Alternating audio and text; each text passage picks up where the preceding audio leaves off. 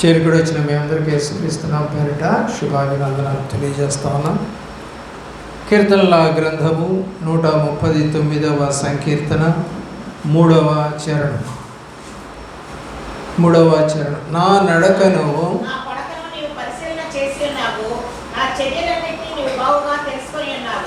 ఈ యొక్క మాటలు దావీదు పలుకుతా ఉన్నాడు. అంతేకాదు మొదటి చరణంలో ఒక మాట అంటా ఉన్నాడు, నీవు నన్ను పరిశోధించి తెలుసుకునేనావు. కాబట్టి ఇక్కడ కూర్చున్నటువంటి మనందరి విషయంలో దేవుడు పరిశీలన చేస్తాడు. నువ్వు ఎలాగున్నావు, నీ మాటలు, నీ నడక, నీ చూపు, నీ ప్రవర్తన అంతా కూడా ఎవరు చూస్తారట? చూడండి 2వ చరణం. నేను కూర్చుండుట నేను లేచుట నీకు తెలియను. కాబట్టి ఆయన అన్నీ చూస్తాడు. చీకట్లో కూర్చోను, తలుపులు వేసుకోను, సెల్ ఫోన్ చూస్తున్నావా, టీవీ చూస్తున్నావా, ఫోనోగ్రామ్ చూస్తున్నావా, లేకపోతే సినిమాలు చూస్తున్నావా, లేకపోతే ఇంకేదైనా అల్లరి చిల్లరి సంబంధమైన చూస్తున్నావా అనేది మీ వాళ్ళు చూసి ఉండకపోవచ్చు, చూడకపోవచ్చు. తల్లిదండ్రులు కావచ్చు, బంధువులు, భర్తలు చూడకపోవచ్చు. కానీ ఎవరు చూస్తారట? దేవుడు చూస్తాడు. ప్రతిదీ కూడా చూస్తాడట. ఏంటంట? కూర్చుండుట, లేచుట. అలాగే దేవుని యొక్క ప్రేమలో తలంపులు నీ లోపల పుట్టకముందే ఆయనకి తెలుసట. అందుకని యెషయా గ్రంథంలో ఒక మాట అన్నాడు. ఏంటో తెలుసా? మీ తలంపులు నా తలంపులు వంటివి కావు, మీ ఆలోచనలు నా ఆలోచనలు వంటివి కావు. ఆకాశం అంత ఎత్తుగా ఆయన తలంపులు ఉంటే మనం ఎక్కడ దాకా ఉంటాయి చెప్పండి? తాటి చెట్టు అంత ఎత్తు కూడా ఉండవు. తాటి చెట్టు అంత ఎత్తు కూడా ఉండవు. ఎందుకని? కొన్ని కోరికలు మనకి ఎలాగుంటాయి చెప్పండి? గొంతెమ్మ కోరికలు. నేను BMW కారులో తిరగాలని అనుకున్నాను. ఎప్పుడు 8వ తరగతి అప్పుడు అనుకున్నాను. మా నాన్న అడిగా, వెళ్తే తిరణాలకు తీసుకెళ్ళి ఒక చిన్న కారు కొనుక్కొచ్చాడు. ఇది కాదు డాడీ అంటే ఇంకొక పెద్ద కారు కొనిచ్చాడు. ఇది కాదు డాడీ అంటే రిమోట్ కారు కొనిచ్చాడు. ఇది కాదు డాడీ అంటే కొంచెం పెడల్ కారు కొనిచ్చాడు.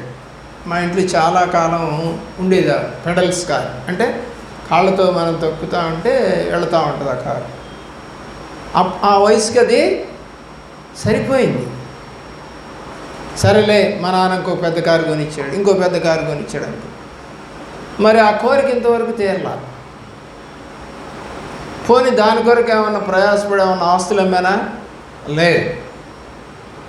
నాకు ఇంతే ఇచ్చాడు దేవుడు అనుకున్నాను, తృప్తి పడ్డాను. కాబట్టి కొన్ని కోరికలు గొంతెమ్మ కోరికలు ఉంటాయి మన జీవితంలో. అలాగే ఒక ఎర్రటి అమ్మాయిని, ఒక్కతే కూతురుగా ఉన్న అమ్మాయిని, ఆస్తి ఉన్న అమ్మాయిని, ఇక నేను తప్ప మా అత్తమామలకి ఇక దిక్కు లేదు, నేనే దేవుడు అన్నట్టుగా ఉండాల్సిన అమ్మాయిని కోరుకున్నాను. ఇవ్వల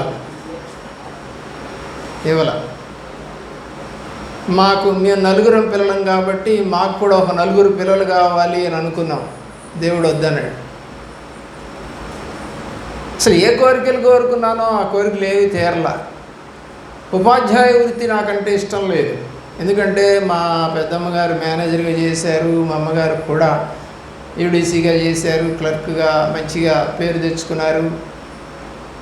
వారి ఆ చిన్నతనంలో చిన్న సందీప్ అంత వయసులో ఉన్నప్పుడు నేను ఆఫీస్కి వెళ్తే నా టేబుల్ మీద కూర్చోబెట్టి ఆ జమాన్లంతా వచ్చి ఏం తింటావు బాబు అని ఎత్తుకొని తిప్పి, ఏమండి మాకు ఒక జీబు ఉండేది, ఆ జీబులో నన్ను తిప్పి అంత రాయల్టీగా బతికాం కదా. ఈ పిల్లల్ని, ఈ బూతులు మాట్లాడే వాళ్ళని కొట్టుకుంటూ, తిట్టుకుంటూ, శివుడు ముక్కులు వేసుకుంటూ, చిరిగిన చొక్కాలు వేసుకుంటూ వస్తారు గవర్నమెంట్ స్కూల్కి వెళ్ళి. వీళ్ళ కానీ పాఠాలు చెప్పేది అనుకున్నా. చివరికి దేవుడు అన్నాడు, నువ్వు ఇందులోనే ఉండు అన్నాడు. ఒక మంచి ఎంఆర్ఓ, అప్పటికే నేను యూపీఎస్సీ ఎగ్జామ్స్ రాస్తూ ఉన్నాను. మాకు అప్పుడు యూపీఎస్సీ ఎగ్జామ్స్లో తెలుగులో రాయడానికి లేదు, అంతా ఇంగ్లీషే. దేవుడు కృపను బట్టి నేను బీఈడీలో ఇంగ్లీష్ మీడియంలోనే ఎగ్జామ్స్ రాశాను. దేవుడు కృపను బట్టి 75% తోటి నేను పాస్ అయ్యా బీఈడీ. దేవుని యొక్క ప్రేమ నేనెన్నో అనుకున్నాను, అవేమీ జరగలేదు. కానీ దేవుడి చిత్తం ఏదో అదే జరిగింది. కాబట్టి అన్నాడు దేవుడు, మీ తలంపులు వంటివి కావు నా తలంపులు, మీ ఆలోచనలు వంటివి కావు నా ఆలోచనలు. సేవ చేస్తానని అనుకున్నామా? నా భార్య అనుకున్నది కేవలం ఒక విశ్వాసిగా మారితే చాలు, చర్చికి వస్తే చాలు అనుకుంది. ఎందుకంటే ఒక హిందువుని కదా. 5 ఏళ్ళు పట్టింది కనీసం నేను దేవుడి సన్నిధిలోనికి రావటానికే 5 ఏళ్ళు పట్టింది పెళ్లి చేసుకున్న తర్వాత. వచ్చేవాడిని కాదు, లొంగేవాడిని కాదు. అప్పుడు పుట్లాగా ఉన్నటువంటి ఛానల్స్ లేవు, కేబుల్ కనెక్షన్ అనేది ఉండేది. వాడు కేబుల్ వాడు ఏ సినిమా వేస్తే ఆ సినిమా చూసేవాడు ఆ రోజుల్లో. అంటే లోకల్ కేబుల్ ఉంటుంది. తర్వాత ఎప్పుడు సాయంకాలం పూట దూరదర్శన్ వచ్చేది. ఎవరిది? గవర్నమెంట్ది. అది ఒక 2 గంటలో వస్తుంది, 6 గంటల నుంచి 8 గంటల దాకా వస్తుంది, ఇంకా రాదు. అలాంటి రోజులలో బ్లాక్ అండ్ వైట్ టీవీ, ఒక చిన్న డబ్బా టీవీ ఒకటి కొనుక్కున్నాం, 3000 రూపాయలు ఆ రోజుల్లో. ప్రియులరా, అప్పుడు ఇంగ్లాండ్ దేశం వాళ్ళ కంపెనీ ఒకటి వచ్చింది, బినాటోన్ అని ఒక కంపెనీ వచ్చింది. చాలా రోజులు ఉంది మా ఇంట్లో. అది బినాటోన్ అనే కంపెనీ తీసుకొని అందులో 8 ఛానల్స్ ఉండేవి. ఛానల్స్ మనం పోయి నొక్కోవాలి, రిమోట్ లేదు అప్పట్లో. మనమే దగ్గరికి వెళ్ళి 1వ ఛానల్ 2వ ఛానల్ నొక్కుంటే 8 ఛానల్స్ వస్తాయి అందులో. షార్ప్ కంపెనీ అది, జపాన్ వాడిది. ప్రతి పార్ట్ మీద షార్ప్ అని రాసి ఉండేది. ఒక టీవీ మెకానిక్ చూసి, అయ్యగారు ఇది మాకు ఇస్తారా అన్నాడు. ఏమిరా అన్న. ఏమిరా అంటే, ఇది షార్ప్ కంపెనీ అండి, ప్రతి పార్ట్ మీద వాడి యొక్క స్టాంప్ ఉంటుంది, క్వాలిటీది. అందుకనే దేవుని ప్రేమలో పిల్లలు దాదాపు 7 సంవత్సరాలు 8 సంవత్సరాలు పనిచేసింది. ఇది బాగాలేదనుకొని తర్వాత రిమోట్ ఇచ్చింది, రిమోట్ది కొన్నాం. అది ఇప్పుడు మా ఇంట్లో పైన పడేసింది వాటల్లో. ఆ తర్వాత స్మార్ట్ వచ్చాయి, ఇప్పుడు స్మార్ట్ వాడతాం. పిల్లరా, ఎన్ని చేంజెస్ వచ్చాయో ఈ 67 సంవత్సరాల జీవితంలో. మీ జీవితంలో ఆల్రెడీ డెవలప్ అయినటువంటి సిట్యువేషన్లో మీరు పుట్టారు. డెవలప్ అయినటువంటి దానికి ఇంకా ఎక్కువ డెవలప్మెంట్ కలిగినటువంటి టెక్నాలజీని పొందుకోవడానికి ప్రయాసపడుతున్నారు. కానీ చాలామందికి ఇప్పటికీ కూడా సెల్ ఫోన్లో ఎన్ని ఫీచర్స్ ఉన్నాయో, వాటిని ఎలా వాడుకోవాలో తెలియదు. అదవుతుందండి. ఆ రోజుల్లో రింగ్ ఫోన్ వచ్చేది. రింగ్ ఫోన్ అంటే మనము డయల్ చేసుకోవాలి నెంబర్ని, ఒక్కొక్క నెంబర్ని డయల్ చేయాలి. ఆ రింగ్ ఫోన్ చేయడానికి కూడా చేత కాదు. కారణం ఏంటి? దానికి ఒక కోడ్ ఉంటుంది. మనము నర్సరాపేటకి ఫోన్ చేయాలంటే మనం వాడి నెంబర్ ఇస్తే ఆ నెంబర్తో చేస్తే కుదరదు. దానికి ముందు ఒక కోడ్ ఉంటుంది.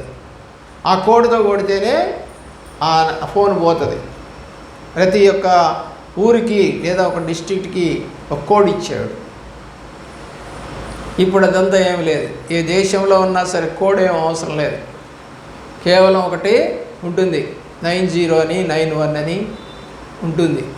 అది ఆటోమేటిక్గా ఫోనే తీసేసుకుంటుంది. మనం దాన్ని కొట్టాల్సిన పనిలా ప్రత్యేకంగా. కాబట్టి టెక్నాలజీ పెరిగిపోయింది. బైబిల్ కూడా టెక్నాలజీ పెరిగిపోయింది. ఇక్కడ ఉన్నటువంటి నా దగ్గర ఉన్నటువంటి ఫోన్లో మీరు చదువుతున్నటువంటి వాక్యము మిమ్మల్ని చదవనీయకుండా కూడా ఏ వాక్యం నేను చెప్తున్నానో ఆ వాక్యాన్ని మీకు మైక్ ద్వారా కూడా వినిపించగలను. టెక్నాలజీ పెరిగిపోయింది. కాబట్టి ఏమవుతాయి మెసేజ్లు చెప్పండి? చాలా మెసేజ్లు ఏం చేస్తారంటే ఎడిట్ చేసి కుదించి కొన్ని విషయాలు మాట్లాడిన వాటిని తీసేసి మనకి యూట్యూబ్లో పెడతారు. అయితే దేవుని యొక్క ప్రేమలో ప్రియులరా, ఈ రోజున ఉన్నట్టుగా మాట్లాడితే నచ్చదు. అందుకని యూట్యూబ్లో మెసేజ్లు బాగా నచ్చుతాయి మీకు. కఠినంగా సంఘాన్ని గురించి మాట్లాడిన మెసేజ్లు తీసేస్తారు, ఆ వర్డ్స్ తీసేస్తారు వాళ్ళు. అది సంఘం వరకే, ఆల్ ఓవర్ వరల్డ్కి వెళ్ళడానికి వీలు లేదు అది. కానీ యేసు ప్రభు వారు చెప్పిన మాటలు ఆల్ ఓవర్ ద వరల్డ్, ప్రపంచం మొత్తం కఠినంగా మాట్లాడినా, గద్దిస్తూ మాట్లాడినా, సౌమ్యంగా మాట్లాడినా, హెచ్చరిక చేస్తూ మాట్లాడినా అన్ని మాటలు కూడా బైబిల్లో రాశారు. అందుకని ఏమంటున్నాడు ఇక్కడ, ఈ నడత ఎలాగుంది, ఎవరు చూస్తూ ఉన్నారు? ఇది మీ వాళ్ళు కాదు, మీ బంధువులు కాదు, సేవకుడు చూడాల్సిన పని లేదు. ఒకసారి నేను ఒక అమ్మాయిని చూసి మన సంఘస్థురాలే, ఆ అమ్మాయి ఎవరితోనో ప్రేమించింది. ఆ అమ్మాయి ఎవరినో ప్రేమించింది. ఇప్పుడు వాళ్ళ అమ్మా నాన్న కూడా లేరులేండి, చచ్చిపోయారు. ప్రియులరా, అన్నయ్య ఒక రోజున పెదకొండూరు చర్చి గ్రామానికి కావలసినటువంటి కలపను కొంటూ అక్కడ నించొని ఉన్నాం, ఇద్దరం సేవకులు, ఇంకొక సేవకుడిని. అక్కడ ఆ అబ్బాయితోటి కనపడింది. నేను గుర్తుపట్టాను, ఈ పిల్ల మన పిల్ల. ఆ అబ్బాయి తెలియదు నాకెవరు. వచ్చి విషయము చెప్పాను. చెప్తే వాళ్ళంతా దొమ్మిగా నా ఇంటి మీదకి వచ్చారు. దాదాపు వచ్చిన వాళ్ళంతా చచ్చిపోయినారు, సగం చచ్చిపోయారు. వచ్చారు నా మీద, మేమే పనికి రాని వాళ్ళమా, మా అమ్మాయిలు అట్లా తిరుగుతారా, మా మీద చెప్పమేస్తావా, అది చివరికి ఆ పిల్ల ఆడితో లేచిపోయింది. ఇద్దరు పిల్లల్ని కూడా కానీ, వాళ్ళ కులం వేరు, వాళ్ళ కులం వేరు. ఇప్పుడు ఏం చేశారు, లేచిపోయిన తర్వాత భలే గుట్టు వీళ్ళకి, మీ వాళ్ళకి భలే గుట్టు, ఒకళ్ళ విషయం ఇంకోళ్ళకి తెలియనిది, అంత గుట్టు. లోపల పిసుక్కొని చచ్చిపోతారు తప్ప బయటికి చెప్పి ప్రభువా అని ఏడవరు. కానీ బైబిల్ అయితే తప్పును ఒప్పుకుంటూ చేతులెత్తి కన్నీరు గారుస్తూ క్షమాపణ కోరారు. ఒకవేళ నేను నిజంగా నీ తప్పు ఉండి అది జరిగింది అని కనుక చెప్తే మమ్మల్ని ఇట్లా అన్నారు అని అంటారు. నిజమే కదా, అది నిజమే, అది అబద్ధం కాదు. ఈ సంఘానికి అందరికీ తెలుసు ఎవరెవరు ఏమేమి పనులు చేస్తారో, ఎవరి నడతలు ఏంటో, ఎవరి బిహేవియర్ ఏంటో, ఎవరి యాటిట్యూడ్స్ ఏంటో, ఎవరి మార్గాలు ఏంటో, ఎలాంటి చెడ్డ తలంపులు కలిగి ఉంటారో, ఎలాంటి తప్పుడు మార్గంలో ప్రయాణం చేస్తారో, కుటుంబాలు రక్షణ పొందకపోవడానికి గల కారణం ఏంటో అన్నీ తెలుసు మీకు. నేను గట్టిగా అడిగితే చెప్తారు, ప్రార్థన చేస్తున్నావా, చేయట్లేదు అయ్యారు. మరి మీ కుటుంబం బాగుపడాలని అడుగుతున్నావు, ప్రార్థన చేయమని అడుగుతున్నావు, ఎలా కుదురుతుంది? మీ అబ్బాయి చదువుకుంటే మీ అబ్బాయికి ఉద్యోగం వస్తుంది, నువ్వు చదువుకుంటే నీకు వస్తుంది. నువ్వు చదువుకుంటే మీ అబ్బాయికి రాదు ఉద్యోగం. ఎవరి ప్రార్థన వాళ్ళదే. భర్త ప్రార్థన భార్యకి రాకపోవచ్చు, భార్య ప్రార్థన భర్తకు రాకపోవచ్చు, వారికి ఉన్న విశ్వాసంలో తేడాలు ఉండవచ్చు. అందుకనే ఒక సహవాసంలో ఉన్న వ్యక్తి అనేవాడు నాతో ఎప్పుడు కూడా, అయ్యా మన సహవాసం కాకుండా వేరే సహవాసం కనుక మనం చేసుకుంటే ఆ కుటుంబాలు సరిగా ఉండవయ్యా అనేవాడు. ఎందుకంటే ఒక సహవాసం యొక్క నడక ఒక రకంగా ఉంటే ఇంకొక సహవాసం యొక్క నడక మరొక రకంగా ఉంటుంది.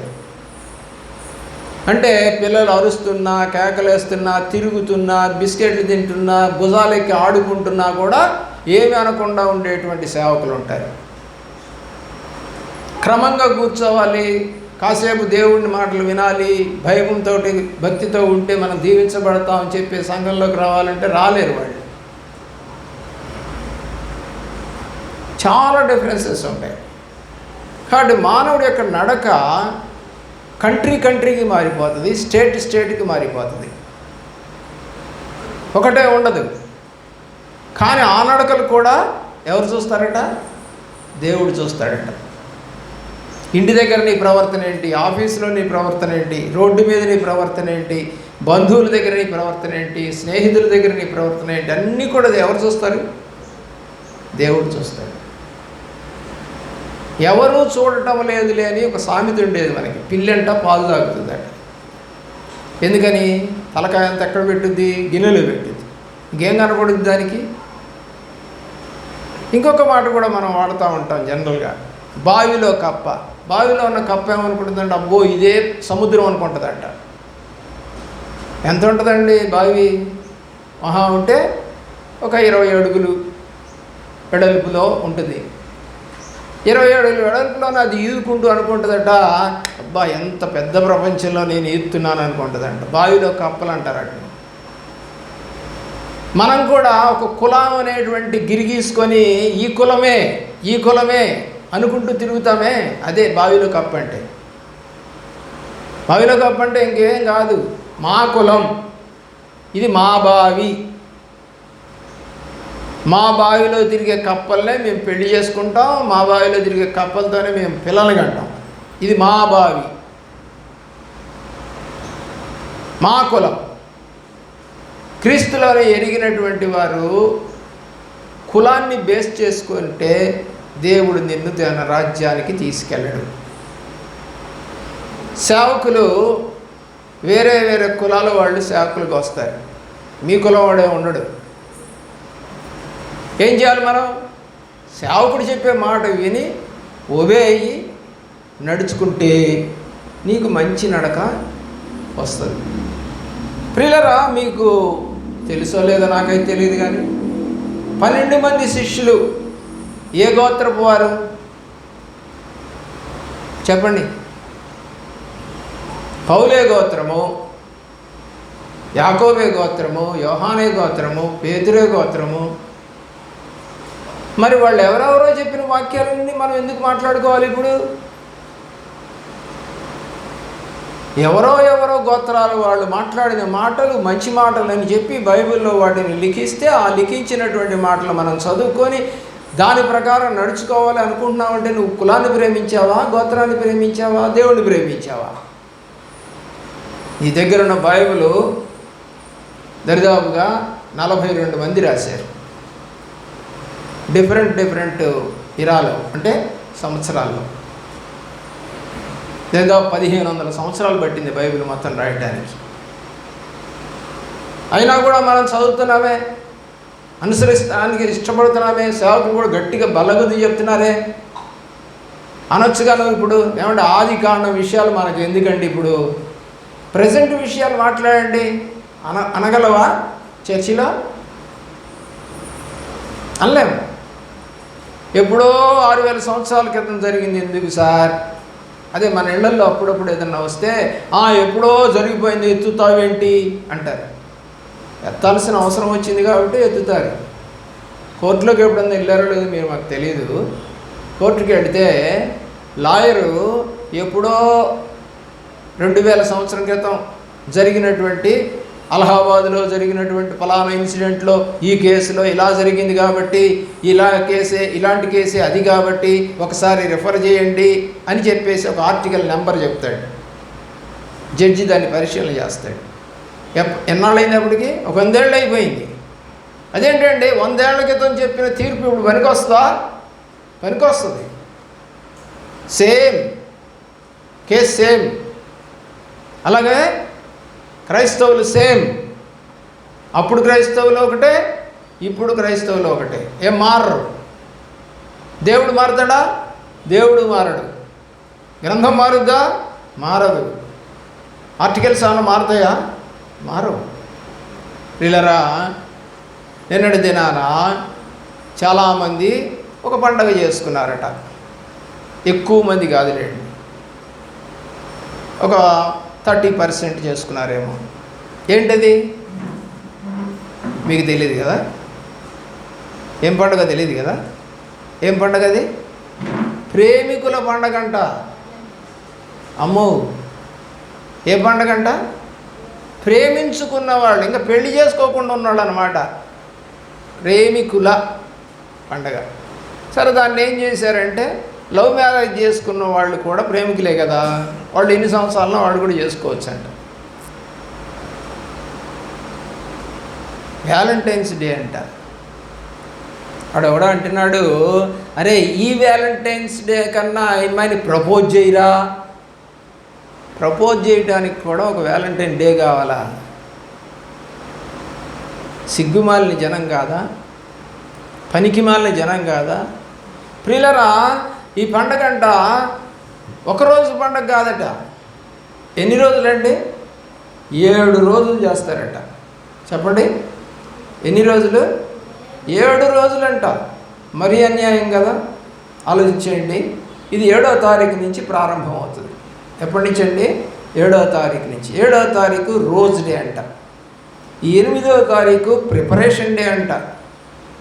9వ తారీఖు చాక్లెట్ డే అంట, 10వ తారీఖు డాడీ డే అంట, 11వ తారీఖు ప్రామిస్ డే అంట, 12వ తారీఖు హగ్ డే అంట, అంటే వాటేసుకునేది, 13వ తారీఖు కిస్ డే అంట, 14వ తారీఖు వ్యాలంటైన్ డే. 7 రోజులు పండగ కట్టేది. నాకు తెలియదు, ఎట్లా చూస్తే అర్థమైంది. 7 రోజులు చేస్తారంట. వ్యాలంటైన్స్ డే లిస్ట్ అనమాట, వీక్ డేస్. మరి చేశారో లేదో నాకు తెలియదు, చేస్తున్నారో లేదో కూడా నాకు తెలియదు.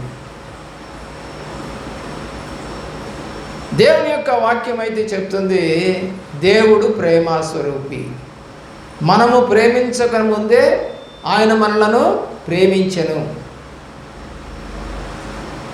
ప్రేమలో ఏముండవద్దంట? దోషం ఉండదు, అపకారం చేయదు. ప్రేమించి పెళ్లి చేసుకున్న పెళ్ళాన్ని కూడా కొడతారా, చంపుతారా? చేస్తారు. దేవుడు వాక్యం తెలియనప్పుడు ఏదేం చేస్తాం. ప్రేమల్లో రకాలు ఉన్నాయి బైబిల్లో.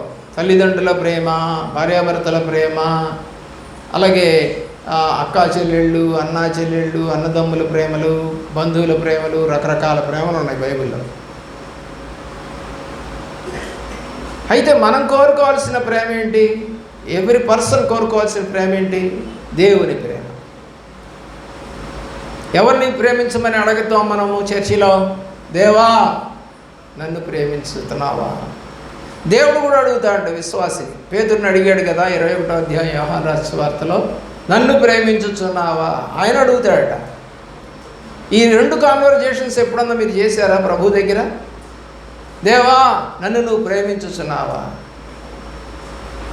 అడిగారా? అడగండి ఒకసారి, నిజమేంటో బయటకు వస్తుంది. ఎలా ప్రేమిస్తానమ్మా? ఆదివారం ఆలస్యంగా వస్తావు, ఒక్కోసారి ఎగ్గొడతావు, ప్రార్థనలకు రావు, ఇంట్లో ప్రార్థన చేసుకోవు, బైబిల్ చదవవు, పాటలు నేర్చుకోవు, పాటలు పాడవు, ఒక వాక్యము లేదా నీ సాక్ష్యం ఎవరికి పంచుకోవు. ఎలా ప్రేమిస్తానమ్మా నిన్ను అని గనక దేవుడు అంటే ఏం చేస్తావు? బైబిల్లో దొంగలు ఉన్నారని రాశాడు బైబిల్లో. చాలామంది దొంగలు ఉన్నారు, ఆడవాళ్ళు కూడా దొంగలు ఉన్నారు. రాహేలు ఏం చేసింది? తన ఇంట్లోనే విగ్రహాలను దొంగతనం చేసి తీసుకొచ్చి దాచిపెట్టుకుంది. ఆడదొంగ ఇది. మీరు అనుకుంటున్నారు మమ్మల్ని అంటారా? మిమ్మల్ని అంటలా, ఆడవాళ్ళని గురించి రాసింది కాబట్టి చెప్తాను. మగ దొంగలు ఉన్నారు. ఇస్కరియోతు యోధాని ఎక్కువగా చెప్తాం. అంతేకాదు 3వ రకపు దొంగలు ఉన్నారు, విశ్వాసపు దొంగలు. మలాకీ గ్రంథం 3వ అధ్యాయం 10వ వచన ప్రకారంగా ఏ దొంగలు వీళ్ళు? దేవునికి దశంభాగం ఇవ్వకుండా దొంగిలించే దొంగలని రాసింది. చదవండి కావాలంటే మీరు. మలాకీ గ్రంథము 3వ అధ్యాయము 10వ వచనం, నా మందిరములో ఆహారం ఉండినట్లు 10వ భాగం అంతయు తీసుకొని రండి.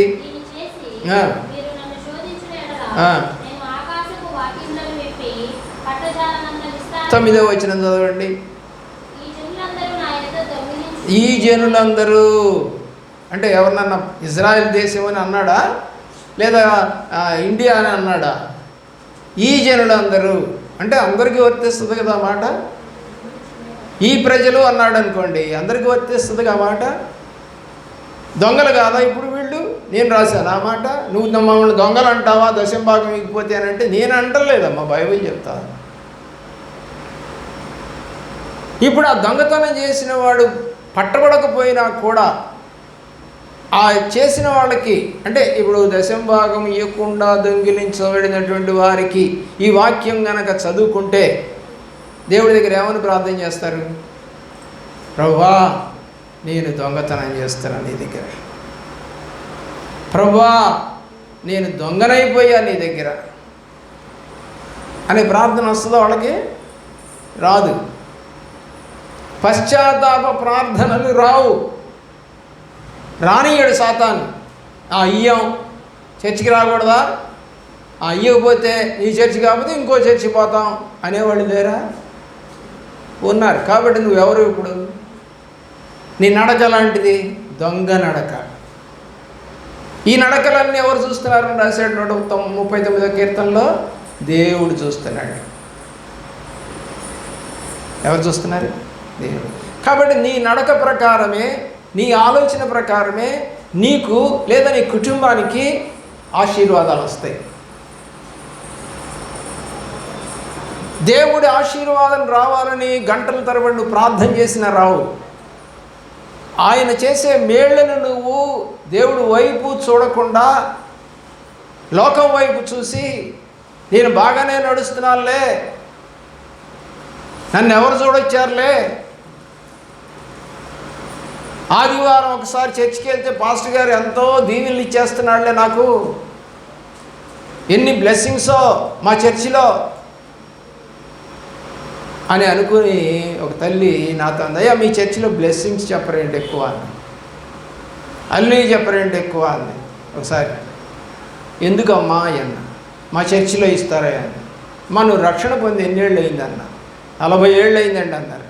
మంచిదమ్మా, నీకు 2 కూతుర్లు లేచిపోయారంటగా. ఏమయ్యారు? 2 కూతుర్లు అంటే లేచిపోయారంట, అమ్మా నాన్నకి చెప్పకుండా.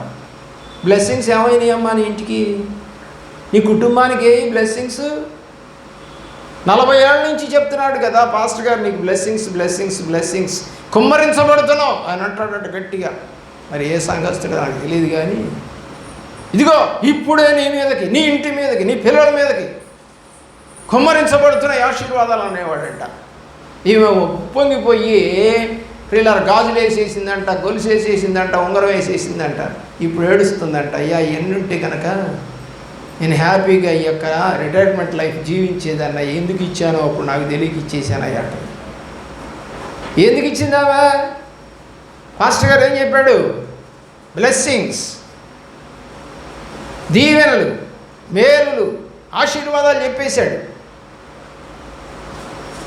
ఇంకొక పాస్టర్ గారు మన దగ్గరికి వచ్చారు. వాళ్ళు తర్వాత అంతకుముందు వేరే చర్చికి వెళ్ళేవాళ్ళు, మళ్ళీ మన దగ్గర నుంచి మానేశారు.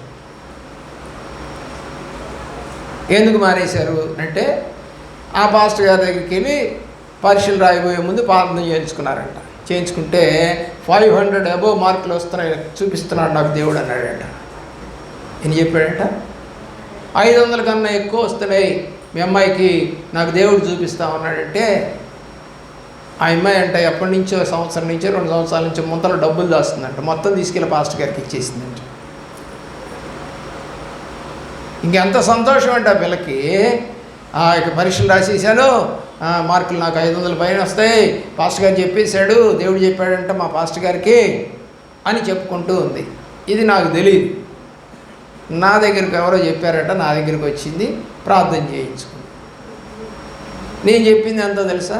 454. ఎటు చూసినా ఒకే నెంబర్ వస్తుంది. నేను చెప్పింది ఇది, ఎటు చూసినా ఒకే నెంబర్ కనపడిందమ్మా అంటే, సరే చెప్పండి అయ్య గారు ఎంతో అంది. 500 ఎటు చూసినా ఒకే నెంబర్ రాదుగా, కాబట్టి 500 కన్నా తక్కువే. వాళ్ళు అనుకున్నారు, సరే చెప్పండి చెప్పండి అని అంటే చెప్పేశారు. 454కి మెన్సో తగ్గవు. నా మీద ఎంత కోపం పెట్టుకున్నారు తెలుసా? నేను మంచి పాస్టర్ కాదు, ఆయన చూడు ఆయనకి దేవుడు చూపిస్తారంట, మరి ఈయనకి దేవుడు చూపించలేదు, ఈయన సొంతగా చెప్పినట్టున్నాడు ఆయన అందండి. ఇంటికి పోయి రావట్లేదు చర్చ్కి. ఏంటమ్మా అని ఒకరోజు ఇంటికి పోతే, ఏం లేదయ్యా, అమ్మాయికి బాగాలేదు, అబ్బాయికి బాగాలేదు అని ఏదో సాకులు చెప్పింది. రిజల్ట్స్ వచ్చాయి. ఏమండి, నేను ఏ నెంబర్ చెప్పాను ఆ నెంబరే వచ్చింది. దేవుడు లేడందండి చివరికి, దేవుడు లేడు అని అనేసి. అంటే నీకు సరిగా చదవకపోయినా మార్కులు ఎక్కువ వస్తాయని చెప్పే పాస్టర్ నీకు నచ్చుతాడా? అలాగే మన సంఘంలో ఒక అమ్మాయి వచ్చింది, సరిగా నడిచేది కాదు, వాళ్ళ నాన్నగారికి అనారోగ్యము. నేను ఎప్పుడో చెప్పాను, మీ నాన్నగారు చనిపోతారని చెప్తే ఆ అమ్మాయి ఏం చేసిందంటే, ఒక 10 మంది సేవకులను ఎవరినో పిలిపించుకొని ప్రార్థన చేయించుకుంది. నాకు తెలియదు, ఇక్కడే ఉండేటప్పుడు, ఇప్పుడు లేదులేండి. ఒక్కొక్కళ్ళకి 500 ఇచ్చిందంట. అంటే ఒక్కొక్కళ్ళకి 500 అంటే 5,000 ఇచ్చింది. నాకు రూపాయి ఇచ్చేది కాదు. ఆ చుట్టూ మంచం చుట్టూ కూర్చొని వాళ్ళు ప్రార్థన చేశారంట, కేకలు పెట్టారంట, హల్లెలూయా హల్లెలూయా ఉంటాడు. అసలు అంటే ఇల్లంతా మారుమోగిపోయిందంట దేవుడి యొక్క దూతలతో. అమ్మాయి చెప్పింది. మంచిది, మారుమోగి దేవదూతలు వచ్చినాయి అంటే ఇంటికి, ఆ ఇంట్లో మరణం ఉంటుందా?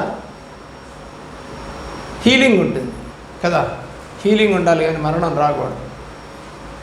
మరి అది కాకుండా 10 మంది పాస్టర్లు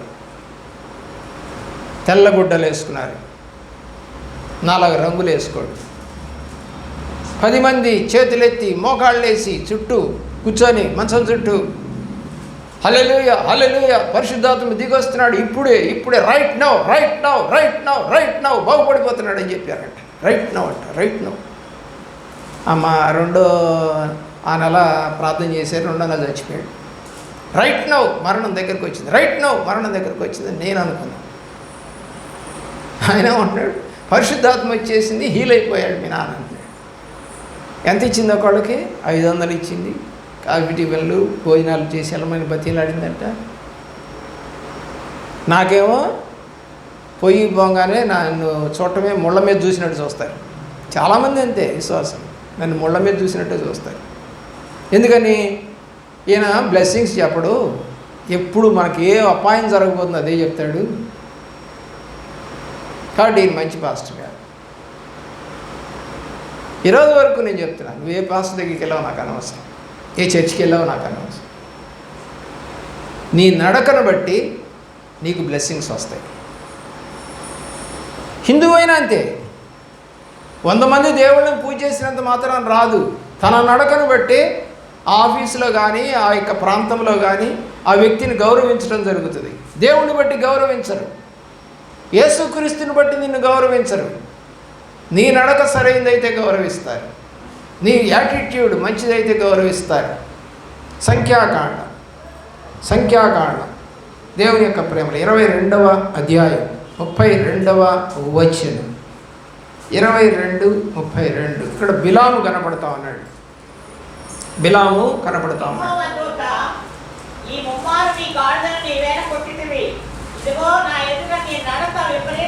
ఎలాగుందంట? ఒక ప్రవక్త యొక్క నడత విపరీతంగా ఉందంట.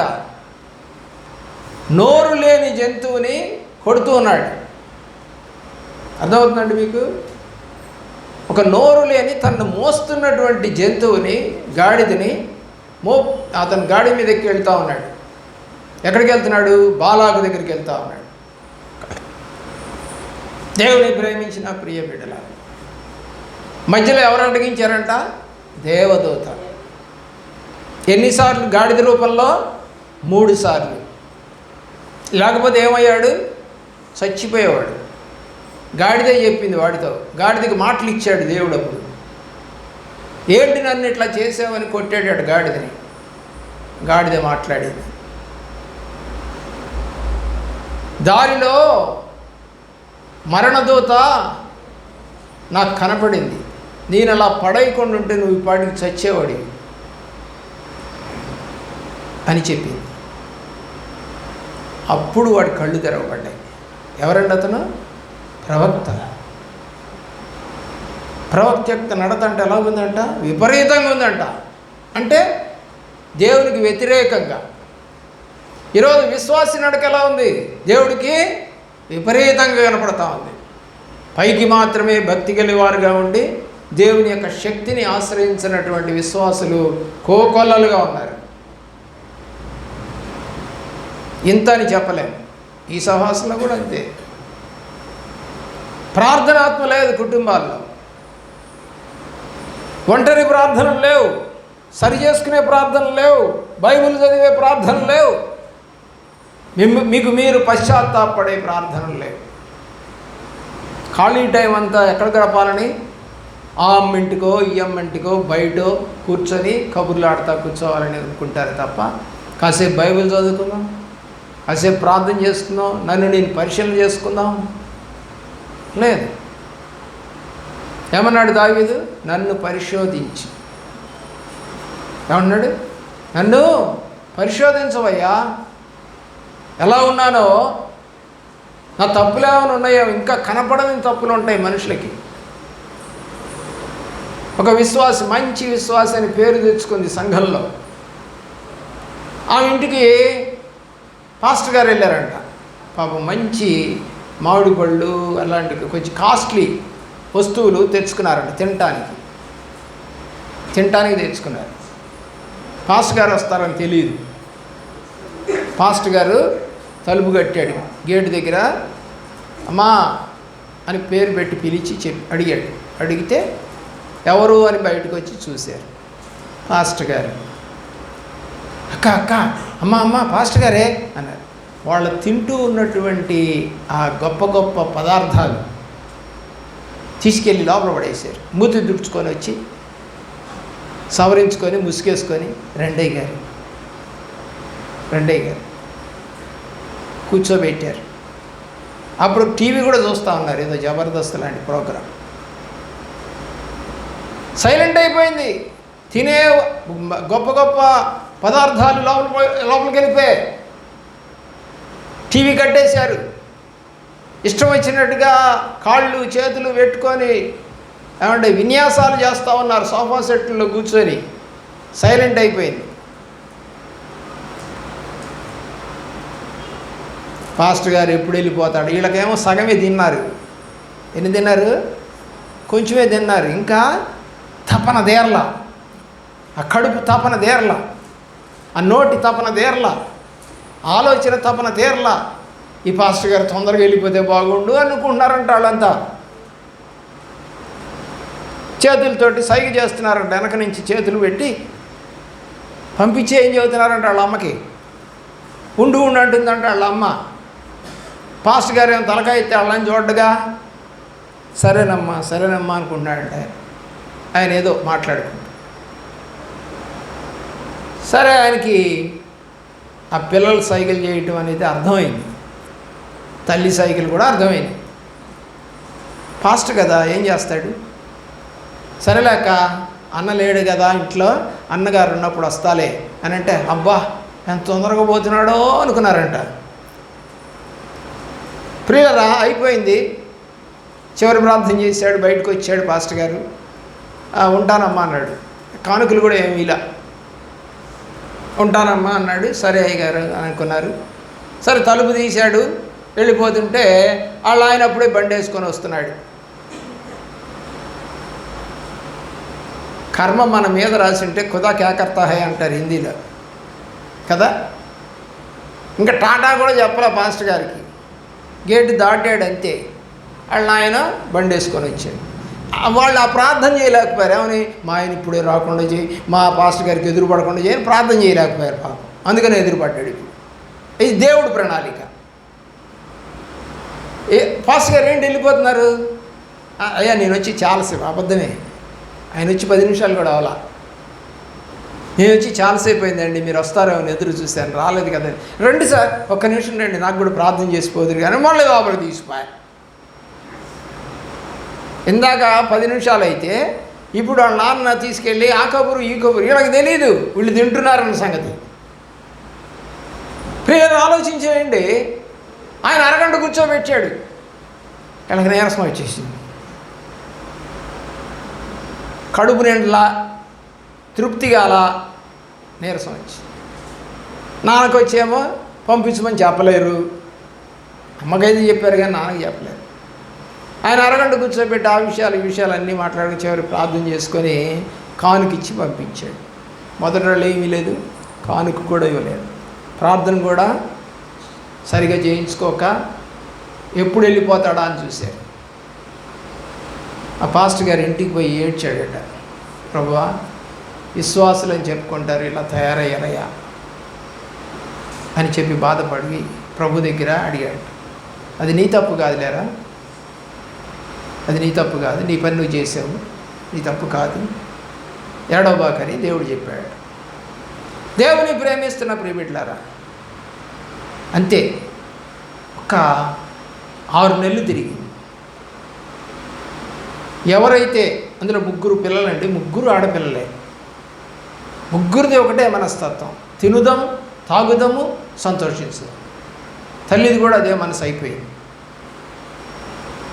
మధ్యలో ఉన్న కుమార్తె చచ్చిపోయింది యాక్సిడెంట్లో, 6 monthsకి. ఇంట్లో కూర్చొని ఏడ్చారంట, ఎందుకు చచ్చిపోయింది నా కూతురు, మేమంతా చర్చికి వెళ్తామే, మేమంతా కానుకలు ఇస్తామే, అయ్యగారి చేత ప్రార్థనలు చేయించుకుంటామే, మా ఇంటికి పాస్టర్ గారు వస్తే మేము ఆయన చక్కగా చూసి పంపిస్తామే అని ప్రార్థన చేసిందంట. అప్పుడు పెద్ద కూతురు చిన్న కూతురు అన్నారంట, మనం ఎప్పుడు పాస్టర్ గారిని అంత బాగా చూసామమ్మా, నువ్వు ప్రార్థన చేస్తున్నావు తప్పు కదా అన్నారంట. ఇప్పటికైనా ప్రార్థన మానుకో అని పెద్ద కూతురు చివరి కూతురు చెప్పారట. దొంగ ప్రార్థనలు ఎక్కువయ్యాయి, పాపపు ప్రార్థనలు ఎక్కువయ్యాయి. నీ నడకేంటో ఎవరు చూస్తున్నారు? పాస్టర్ గారు చూడకపోవచ్చు, దేవుడు చూసే. కాబట్టి బిలాము నడకను ఎవరు చూశారు? దూత చూసింది. విపరీతమైన నడకను రాయించింది బైబిల్లో, విపరీతమైన నడక. మొదటి రాజుల గ్రంథం 11వ అధ్యాయం 6వ వచనం. మొదటి రాజుల గ్రంథం 11వ అధ్యాయం 6వ వచనం. సొలొమోను ఎలాగ నడిచాడట? మంచి గొప్ప రాజు అండి, మందిరం కట్టించాడండి, ప్రార్థన చేశాడండి, 7 సంవత్సరాలు మందిరాన్ని కట్టించాడు, 13 సంవత్సరాలు తన నగరం కట్టించుకున్నాడు. గొప్ప రాజు, దేవుడే చెప్పాడు నీ కుమారుడి చేత నేను మందిరం కట్టించుకుంటాను అని సొలొమోన్ని దేవుడు హెచ్చించి పొగిడి తన చేత మందిరం కట్టించుకున్నాడు. కానీ వాడు ఏమైపోయాడంట? చదవండి మళ్ళా.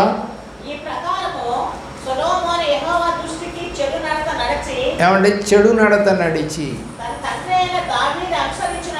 నడుచుకోకపోయాడు. ఈరోజున తండ్రికి ఉన్నటువంటి యథార్థత కొడుకులకి లేదా కూతుర్లకి భార్యలకు ఉంటుందా?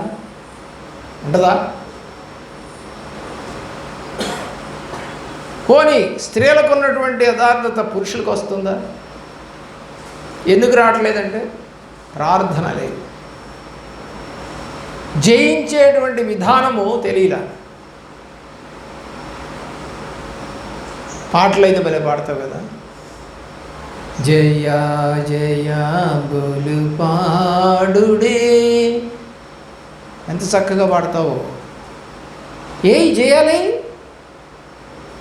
సాతాను మీద జయం లేదు, రోగం మీద జయం లేదు, భర్త యొక్క తాగుడు మీద జయం లేదు, పిల్లల యొక్క తిరుగుబాటు మీద జయం లేదు. వాళ్ళు ఎదిరిస్తున్నా, తిరుగుతున్నా, ఇష్టం వచ్చినట్టు మాట్లాడుతూ ఉన్నా వాటి మీద జయములు రావట్లేదు. కారణం ఏంటంటే నీ ప్రవర్తన, నీ నడక దేవుడి దృష్టిలో ఎలాగుంది? విపరీతంగా ఉంది. ఏమైపోయాడు బిలాము? కత్తి చేత చంపబడ్డాడు. ఒక ప్రవక్తని కత్తి చేత చంపేశారండి ఆ రోజుల్లోనే. ఈ రోజులు తీసేయండి, ఈరోజు వ్యతిరేకత. ఆ రోజు వ్యతిరేకత లేదు, అది దేవుడి కోపం. దేవుడి కోపంతో అతన్ని చంపించేశాడు దేవుడు. ఇంకొక మాట అంటాడు యెహోషువ గ్రంథంలో బిలాము గురించి. ఏమంటాడు తెలుసు? సోదిగాడు అన్నాడు. ఏమంటే చివరికి ఏమయ్యాడు? సేవకుడు సోదిగాడు అయిపోయాడు. సోదిగాడు అంటే లేనిపోని వాటిని అన్నిటినీ కల్పించి చెప్పేవాడిని సోదిగాడు అంటారు. అప్పుడప్పుడు మనం కూడా అంటూ ఉంటాం, చాలా మాపు సోదా, నీ సోదాపు అంటుంటాం. అంటే లేనిపోని అన్నీ కల్పించి చెబుతూ ఉంటారు, లేదా ఎత్తుతూ ఉంటారు. ఏది సోదరుడు అంతే కదా. రామమ్మ చెబుతుంది, లక్ష్మమ్మ చెబుతుంది, రాముడు చెబుతున్నాడు, విష్ణువు చెబుతున్నాడు, నీకు ఇలాగంట, నీ భర్త ఇలాగట, అమ్మా ఇంకా కొంచెం బియ్యం అయ్యి అడుక్కుంటారండి. సోదరులు ఏం చేస్తారు? అడుక్కు. ఇంకా ఇంకా చెప్పు మా ఆయన గురించి అంటుంది, అమ్మగారు చెబుతుంది, ఇంకో దోశలు బియ్యం వేయమని చెప్పుద్దా? చెప్పుద్దా? దేవుడు చెబుతాడా? దేవుడు చెబుతాడా అలాగా? వాళ్ళ ఇంటికి పోయి నువ్వు 4 బ్లెస్సింగులు చెప్పు, 4 5లు 2000 వస్తాయి నువ్వు అంటాడా? అంటగా. అంటే అదంతా ఎవరిది? వాళ్ళ యొక్క పొట్టకూటి కోసం చెప్పే సోదే. దాని పేరేంటి? సోదే. కాబట్టి నీవు కూడా ఎవరినో మెప్పించటానికి సోది మాటలు చెబుతున్నావా? దేవుని దృష్టికి సొలొమోను చెడ్డ నడత నడిచాడు. 2 రాజుల గ్రంథం 21వ అధ్యాయం 16వ వచనం. 2 రాజుల గ్రంథం 21వ అధ్యాయం 16వ వచనం. ఎవరికి దృష్టికి? ఏ నడత? ఇశ్రాయేలు రాజులంతా కూడా దేవుడికి చెడు నడత నడిచారు. యూదా రాజులలో దరిదాపుగా ఒక 15 మంది లేదా 16 మంది చెడు నడత నడిచారు. టోటల్గా 36 మంది రాజులు చెడు నడత నడిచారు. ప్రభు దృష్టికి ఇష్టం లేని నడక నడిచి రాజ్యాలు పోగొట్టుకున్నారు, జీవితాలు పోగొట్టుకున్నారు. వాళ్ళ గురించి పెద్ద పట్టించుకోమా. కారణం ఏంటంటే వాళ్ళ నడక మంచిది కాదు. మంచి నడక నడిచిన వాళ్ళని మాత్రమే గుర్తుపెట్టుకోవాలి, చెడ్డ నడక నడిచిన వాళ్ళని గుర్తుపెట్టుకోకూడదు. దేవుని యొక్క ప్రేమలో నీ జీవితంలో అలాగా జరగాలని ఆశపడుతున్నాం. ఒక మాట చదివిన మనం ముగిద్దాము. 119వ సంకీర్తన 9వ చరణం. ఏం చేసుకోవాలి నీ నడతని? నీ నడకలు ఏం చేయాలి?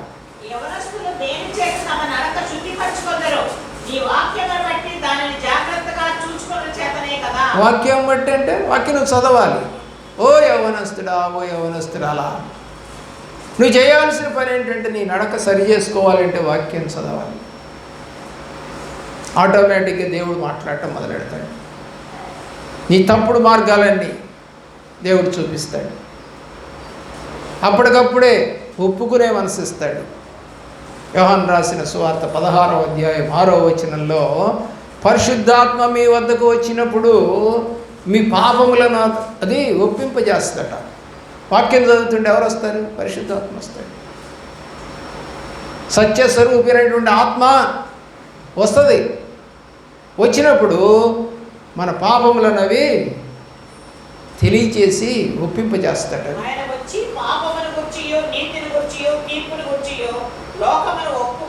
ఒప్పుకొని చేస్తుందట ఆత్మ. ఎప్పుడు? నువ్వు బైబిల్ని శ్రద్ధగా చదివినప్పుడు. శ్రద్ధగా చదివితే మార్కులు ఎక్కువ వస్తాయి కదండి. అశ్రద్ధ జరిగితే తక్కువ రావచ్చు లేదా తప్పచ్చు. 2 పనులు జరుగుతాయి. తక్కువ మార్కులు వస్తాయి లేదా తప్పుతాయి. శ్రద్ధగా చదివితే మార్కులు ఎక్కువ వస్తాయి. అలాగే బైబిల్ని ఎలా చదవాలి? శ్రద్ధగా. దాన్ని, ఆ వాక్యాన్ని నీకు నువ్వు అన్వయించుకుంటూ, ఇది నా గురించే రాశాడు దేవుడు, నా నడక సరిగా లేదు, నా ప్రవర్తన సరిగా లేదు, నా మాటలు సరిగా లేవు, నా చూపు సరిగా లేదు, నేను విపరీతమైన నడక నడుస్తున్నాను దేవుళ్ళో. పైకి మంచివారిలా కనపడుతున్నాను కానీ నాలో విపరీతమైన నడక ఉంది. కాబట్టి వాక్యం చదువుతూ ఉండగా సత్యస్వరూపి ఆత్మ నీ వద్దకు వచ్చి నీ పాపమునది ఒప్పింపజేస్తుంది. ఈ సంఘాల్లో ఎవడన్నా పాపం ఒప్పుకున్నాడా? ఈరోజు వరకు నిలబడి నేను చేసిన పాపాన్ని బట్టి నా కుటుంబం ఎలాగుంది, నా కొడుకు ఎలాగున్నాడు, నా కూతురు ఎలాగుంది, నా పిల్లలు ఎలాగున్నారు, నేను సరిగా నడవలేదు ప్రభువులో, విపరీతమైన నడక నడిచాను, అందుకే విపరీతమైనటువంటి కష్టం వచ్చింది నాకు ఈరోజు, బాధ వచ్చింది నాకు ఈరోజు, తక్కువ వయసులోనే అనారోగ్యాలు పాలైపోతా ఉన్నారు. కారణం ఏంటి? ప్రార్థన లేదు. నీ నడక ప్రభు దృష్టికి విపరీతంగా కనబడుతుంది. సరి చేసుకోవాలంటే ఏం చేయాలంటే చెప్తుంది బైబిల్, వాక్యం చదవాలి. వాక్యం చదవకుండా నువ్వు ఎంతకాలము ప్రభువులోకి వెళ్ళాను, చర్చికి వెళ్ళాను, పాటలు పాడాను, ప్రార్థన చేశానంటే కుదరదు. పరిచయాలు డబ్బులు కట్టినవాడు పరిచయాలకు కూడా వెళ్తాడు. కడతారు కదా ఫీజు, హాల్ టికెట్ వస్తుంది, పరిచయాలకు వెళ్తాడు. కానీ ఏం చేయడు వాడు? రాయడు. అందరితో పాటు వెళ్తాడు. బాగా చదువుకున్న వాళ్ళతోటి, కొంచెం చదువుకునే వాళ్ళతోటి, అసలు చదువుకుని 3 బ్యాచీలు ఉంటాయి చదువుకునే వాళ్ళతో. అందరితో కలిసి గదిలో కూర్చుంటాడు. ఆ గదిలో కూర్చున్న వాళ్ళు కొంతమంది తలగా ఎత్తకుండా ఒక్కొక్క క్వశ్చన్కి రాసుకుంటూ వెళ్ళిపోతూ ఉంటారు. కొంతమంది ఏమో ఎవడన్నా చూపిస్తాడేమో, ఏం ఊపుతారు చెప్పండి? పెన్ను. ఇటు ఊపుతూ ఉంటారు. ఎందుకంటే రావట్లేదుగా రాయటానికి ఆన్సర్ ఉంటేగా, అందుకనే కదా పెన్ను ఊపేది. తిప్పుతూ ఉంటారు పెన్నుని, టైం అయిపోతూ ఉంటుంది. ఆగుద్ది టైం. చివరికి ఎప్పుడు ½ అవర్ లాస్ట్ అవర్లో వాడిని చూపించరా అంటూ వాడు ఏదో ఇద్దామని ప్రయత్నం చేస్తే ½ అవర్లో రాయడానికేమో సరిపోదు. ఏమవుతాడు? అలాగే నీ అవసాన దశకు వచ్చిన తర్వాత, ప్రభువా నేను మా అయ్యగారు చెప్పినా వినలేదు, బైబిల్ చెప్పినా వినలేదు, సేవకుడు చెప్పినా వినలేదు, నువ్వు చెప్పినా వినలేదు అని ఏడుస్తావా? ఆ రోజు దాకా ఉండాలా? అవసాన దశ వచ్చి మంచంలో పడుకొని పాపాలు ఒప్పుకునే రోజు రావాలా, లేక ముందే రావాలా? యోహాను రాసిన మొదటి పత్రిక 1వ అధ్యాయం 7వ వచనం ప్రకారంగా, మొదటి పత్రిక 1వ అధ్యాయం, జాన్ చాప్టర్ 1:7,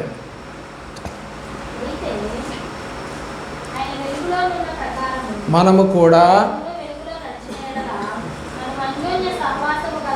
ఎవరితో? ప్రభువుతో. ఎవరితో అన్యోన్య సహవాసం కావాలి? ప్రభువుతో. అన్యోన్య సహవాసం గలవారమై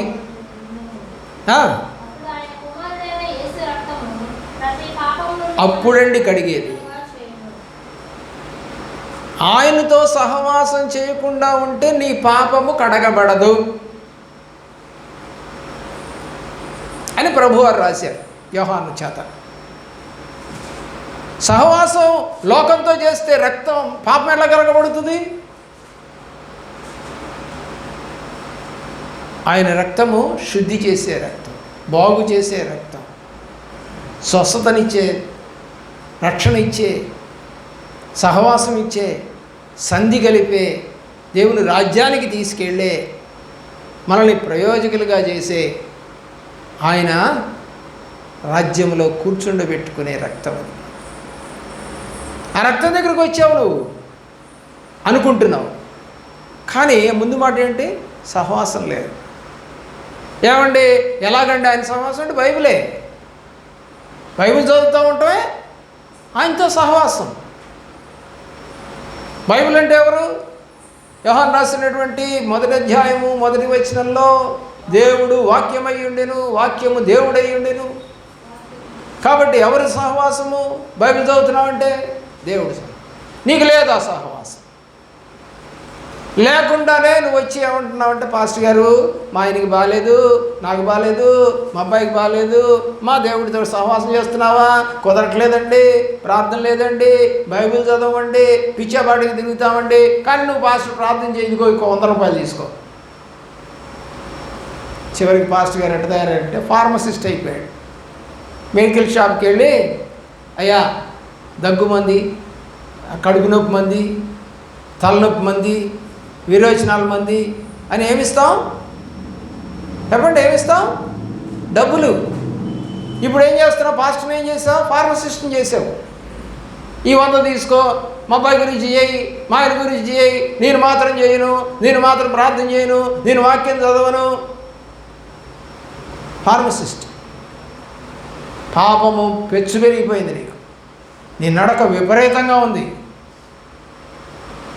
దేవుడి దృష్టిలో నడక సరి చేసుకోవాలంటే వాక్యం చదవాలి, ప్రార్థన చేయాలి, పాపాన్ని ఒప్పుకోవాలి. ఈ 3 లేకుండా నువ్వు ప్రభువుకి ఇష్టురాలిగా మారాలంటే జరిగే పని కాదు, అవదు. రోజు ఇంటికి వచ్చేటువంటి భర్త ఉన్నాడు అనుకోండి, భార్య ఏం చేస్తుంది చెప్పండి? మా ఆయన వస్తాడండి, కొంచెం లేట్ అయినా వస్తాడండి, రాకుండా ఉండడు, మీ ఇద్దరు కలిసే భోజనం చేస్తామండి అంటది భార్య. సరిగా ఇంటికి రానండి ఏమంటుంది చెప్పండి భార్య? ఆయన ఎప్పుడు వస్తాడో తెలియదండి, నా ఆకలి నాది, నేను తినేస్తానంటది. ఎలాంటి భార్యమే? ఎలాంటి భర్త వాడు? అన్యోన్య సహవాసం లేదు, భార్యాభర్తల మధ్య అన్యోన్య సహవాసం లేదు. కాబట్టి ఏమైపోతుంది? ప్రేమ తగ్గిపోతుంది. దేవుడితో అన్యోన్య సహవాసం లేదు, దేవుని ప్రేమ తగ్గిపోతుంది.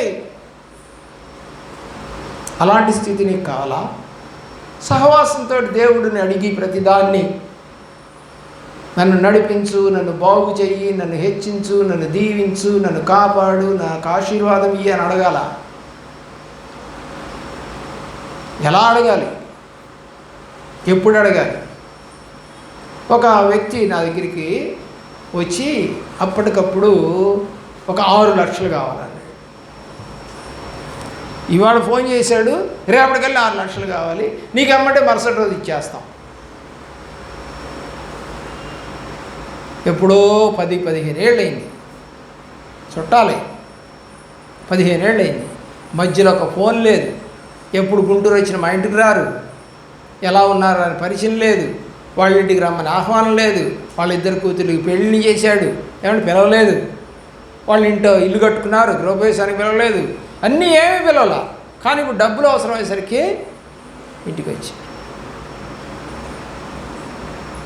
ఇవాళ ఎందుకు ఇవ్వాలి? నీకు నాకు సహవాసం ఏది? చెప్పు, నీకు నాకు సహవాసం ఏది? ప్రియులారా, ఆలోచించి దేవుడి వైపు చూడండి. నీ నడక విపరీతంగా ఉంటే ఎవరు సహాయం చేయరు. ఎక్కువగా కోరుకోవాల్సింది దేవుడి సహాయం. ఆ తర్వాత ఏదైనా డాక్టర్ దగ్గరికి వెళ్తావా, మెడిసిన్ తీసుకుంటావా, ప్రికాషన్స్ తీసుకుంటావా, ఇన్ని తర్వాత first priority goes to God. దేవునికి మొట్టమొదటి ప్రయారిటీ. నాకు 2-3 రోజులు నొప్పి వచ్చింది, నడుము నొప్పి వచ్చింది, చెప్పలా నేను. 2 రోజులు దేవుడికే ప్రార్థన చేసుకుంటూ వచ్చాను. ఎవరు లేరు ఇంట్లో, అందరూ ఊర్లు వెళ్ళిపోయారు. మా ఇంట్లో ఎవరు లేరు, ఒక్కడనే. లేవటానికి ఇబ్బంది, టాయిలెట్కి వెళ్ళాలన్నా, తినాలన్నా.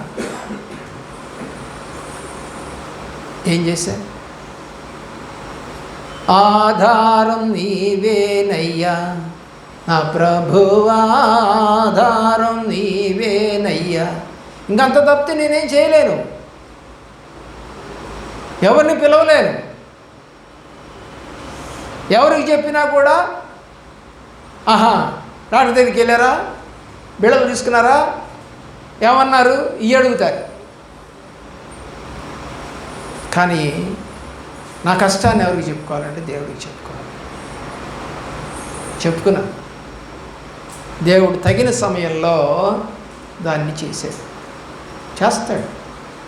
కానీ ఫస్ట్ ఆధారపడాల్సింది మనం దేవుడి మీద. 2 days, 3rd day లేదు, 3వ రోజు వెళ్ళాం. ఆది, సోమ, మంగళవారం. ఎవరండి దేవుడు? మనల్ని బాగు చేసే దేవుడు. ఆధారం ఎవరు?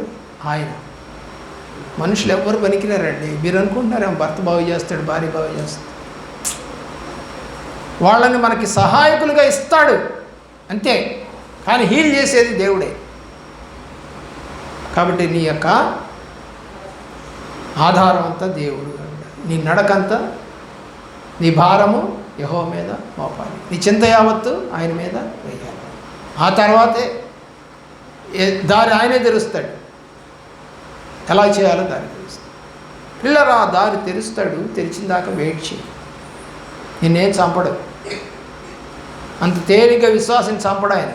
గుర్తుపెట్టుకో, ఆయనకు తెలుసు ఎవరిని ఎలా చేయాలో. కాబట్టి నువ్వు నిజమైన విశ్వాసం అయితే ప్రభు మీద అనుకో, అల్ప విశ్వాసం అయితే డాక్టర్ మీద అనుకో. అది నీ ఇష్టం. మోకరించండి, ప్రార్థన చేసుకో.